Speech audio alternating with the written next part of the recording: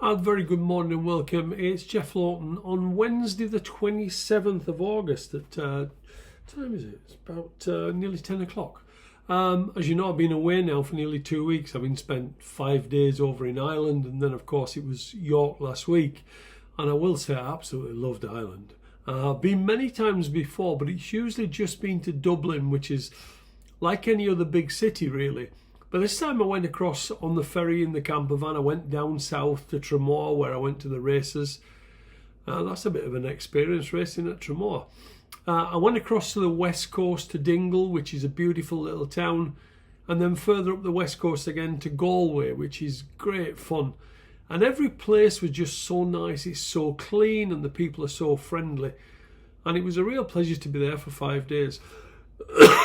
Excuse me. Obviously, I was working the whole time, and there are only 2 months of the season still to go before I clear off for a winter. So I will be working even harder to make as much as possible in the next couple of months. And hopefully you can benefit that by following me. And if you are interested in being a little bit more select or having a bit more on, then think about my private service. The last 4 bets have all won in the last couple of days, namely Final Secret 11-8, Breakdancer 2-1, Port Darwin 4-1, and Senor Cortez at 11-10. Now there are 2 bets up there today, and if you are interested in those or any in the future, drop me an email at the email address below, jefflawtonmanagement@gmail.com. And also remember to hit the subscribe button if you haven't already done so, as it will then give you a notification when I put these videos up. Now it's fairly quiet today, as you would expect on a Wednesday after a bank holiday, but there are a few bits to tell you, so I'll go through them now. And starting at Catterick in the 215, the last sock has run 2 solid races so far and looks an improving type.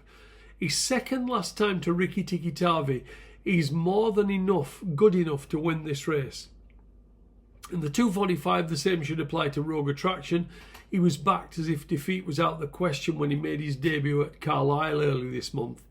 And he didn't have too hard a race when he finished second to a previous winner of Tim Easterby's. He should be too good for these. Up at Musselburgh in the 3 o'clock, I like the look of Having a Flyer. He's shown progression on all his 3 starts, and his 4th last time at Beverley behind Honey Girl, who won impressively at Ripon yesterday, looks good enough to win off this mark, off just a mark of 60. So finally we move to Kempton this evening in the 637. We haven't seen Sarab Star for almost a year. Now he won on debut at Salisbury at the end of August last year from a horse called Good Banter, who reached a mark of 93 at best. He was then thought good enough to run in the Group 2 Mill Reef Stakes at Newbury, but that was on heavy ground and you can forget that run. His only realistic danger tonight is the Crisford horse Spitsbergen, who's recently had a wind-up and a gelding operation. He runs in a tongue-tie tonight for the first time, and just too much going off with him for me to be interested. And I'm also told he's not showing a lot at home following these operations.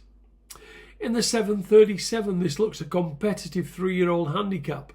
Both Moajim and Advancing look progressive, but Bulletin has been running in better races than this, and he's second to Danger Man and third at Glorious Goodwood represent better form than these, and I'm surprised that the handicapper has left him off his mark of just 80. Now that's it for now. I'll leave it then. I'll speak to you at similar sort of time tomorrow, and many thanks for dropping by.